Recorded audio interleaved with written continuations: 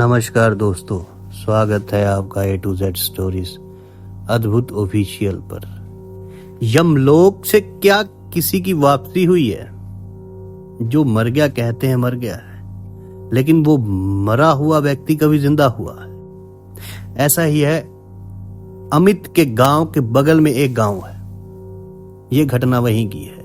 वहां एक पंडित जी थे, लगभग 70 साल के, पर एकदम चुस्त दुरुस्त। एक बार वे अपने घर के दरवाजे पर ही चौकी पर बैठकर धूप सेक रहे थे।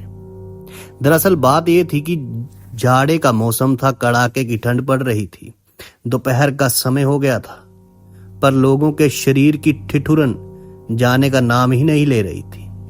अचानक उस पंडित जी के शरीर में एक अजीब सी हलचल हुई और पंडित जी कुछ समझ पाते या अपने को संभाल पाते, कुछ ही देर में वो अपनी चौकी से लड़खड़ाते हुए नीचे गिर गए। पास में ही उनकी नातिन खेल रही थी। वे दौड़ते हुए घर में गई और अपनी माँ को बुला लाई। फिर तो रोना चिल्लाना शुरू हो गया और देखते ही देखते लगभग पूरा गांव वहां इकट्ठा हो गया। गांव के कुछ बुजुर्ग लोगों ने पंडित जी के शरीर की जांच पड़ताल की और उन्होंने देखा कि पंडित जी तो एकदम ठंडे हो गए और इनकी यही लीला हो चुकी है। आखिरी समय हो चुका है, मृत हो गए हैं। अब लोगों ने उनके अंतिम क्रिया की तैयारी शुरू कर दी। बांस कटवा कर मंगाया गया। गांव के लोगों ने अपने अपने घर से जलावन, लकड़ी, गोहरा निकाला और 2 बैलगाड़ियों पर जलावन को लादा गया। यह सब करने में लगभग शाम हो गई और पंडित जी की अर्थी को लेकर लोग नदी किनारे गए। ठंडक का मौसम होने के कारण सब लोग जल्दी जल्दी चिता सजाने लगे। बैलगाड़ियों पर से लकड़ी को उतारकर चिता सजाई गई। फिर इस चिता पर पंडित जी की लाश को रखा गया। फिर कुछ लकड़ियां, फिर घी, धूप आदि डाला गया और इसके बाद उस पंडित जी के बड़े लड़के ने ज्यों ही प्रक्रिया करते चिता में आग लगाने के लिए झुका, तभी चिता में थोड़ी हलचल हुई। काफी लोग तो डर ही गए कि आखिर चिता में इतनी हलचल क्यों हो रही है, आखिर क्या बात है। और कुछ लोग तो डर के मारे दूर दूर भाग गए। यहां अलग बात थी कि उनके भी रोए खड़े हो गए। जो पंडित जी का लड़का था, उन्होंने थोड़ी हिम्मत दिखाई और लाश के मुख, जो उनका चेहरा था, सिर पर से लकड़ी को हटाया। अरे ये क्या, लाश का चेहरा तो एकदम लाल और पसीने से तर था और अब साथ ही लाश की पलकें भी उठ गिर रही थी। अब पंडित जी के बड़े लड़के वहीं से चिल्लाए कि आप लोग डरिए मत और चिता के पास वापस आइए, पिताजी जिंदा हैं। पर लोग उनकी कहां सुनने वाले थे। कुछ लोग तो घबरा कर और दूर भाग गए क्योंकि उनको लगा कि पंडित जी का भूत आ गया। कुछ लोगों ने तो पंडित जी के बड़े लड़के से कहा कि आप भी दूर जाइए, पता नहीं कौन सी अनहोनी घट गई है। पर पंडित जी के बड़े लड़के वहीं डटे रहे और एक एक कर लाश के ऊपर की सारी लकड़ियों को उतारा और इसके बाद अपने पिताजी को भी अच्छी तरह से पकड़कर चिता से नीचे उतारकर वहीं नीचे सुला दिया और इसके बाद दौड़कर जाकर नदी में से एक अंजलि पानी लाकर उनके मुंह में डाल दिया। अब धीरे धीरे लोगों का डर कुछ कम हो रहा था और एक एक करके डरे सहमे हुए लोग फिर से चिता के पास इकट्ठे होने लगे। अब पंडित जी भी थोड़े सामान्य हो चुके थे। उन्होंने धीमी आवाज में अपने बड़े बेटे से कहा कि हमें घर ले चलो।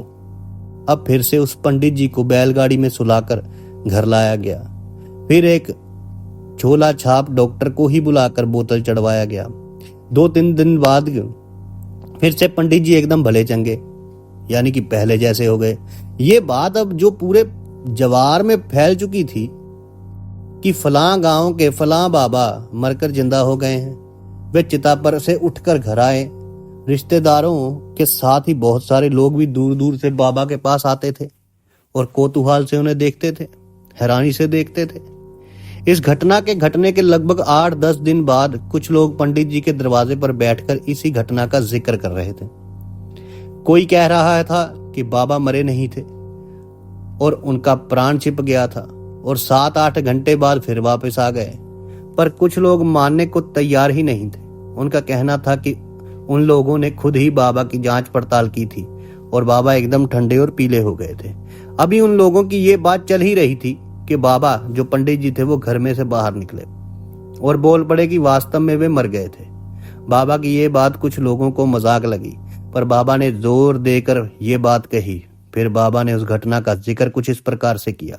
उस दिन चौकी पर बैठे बैठे अचानक पता नहीं क्यों मेरे साथ क्या हुआ कि मैं चौकी पर से नीचे गिरा, और चौकी पर से नीचे गिरने के बाद मेरे साथ क्या हुआ ये मुझे पता नहीं चला।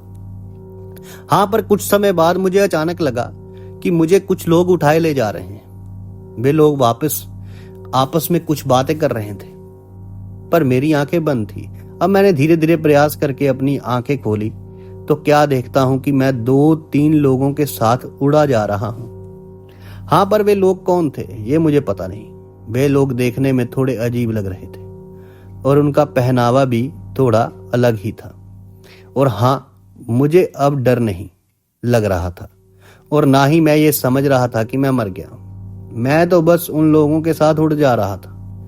हाँ, ये एक बात और स्पष्ट कर दूं कि मुझे लेकर जो 2-3 लोग जा रहे थे उनके चेहरे भी अब मुझे बहुत स्पष्ट नहीं हो रहे हैं। आगे बाबा ने बताया कि कुछ ही मिनटों में वे एक दरबार में हाजिर हुए। लगता था कि किसी राजा का दरबार है। बहुत सारे लोग बैठे हुए थे। वहां एक लंबा टीकाधारी भी बैठा हुआ था। उसके हाथ में कोई पोथी थी। अब क्या, मुझे देखते ही वे टीकाधारी राजगद्दी पर बैठे एक बहुत ही विशालकाय व्यक्ति से कुछ कहा। इसके बाद उस विशालकाय व्यक्ति और उस टीकाधारी ने 2-3 मिनट तक कुछ बातें की। फिर कुछ और लोगों को बुलाया गया और उन्हें मेरे साथ लगा दिया गया। अब क्या, फिर से मुझे लेकर वे लोग दरबार से बाहर निकले। हाँ, इस दौरान मैंने एक जो विशेष बात देखी थी वो ये थी कि उस राज दरबार में जितने भी लोग दिखे उन सबका एक आकार तो था, पर वे हवा जैसे लग रहे थे। मतलब हाड़ मास के नहीं थे, हवा से थे। अब मुझे लेकर ये लगभग 8-10 लोग जल्दी जल्दी एक दिशा की ओर बढ़ने लगे। मुझे कुछ समझ में नहीं आ रहा था और ना ही मैं बोल पा रहा था, पर हाँ, मैं इन लोगों के साथ उड़ा जा रहा था। धीरे धीरे ये लोग अलग अलग दिशाओं में बंटने लगे और अब मेरे साथ केवल एक ही आदमी था और वो मुझे लेकर पहले घर पर आया और बहुत परेशान दिखने लगा। तभी क्या हुआ कि उसके जैसे दिखने वाला कि एक दूसरा आदमी वहां प्रकट हो गया और मुझे लेकर चिता के पास आया।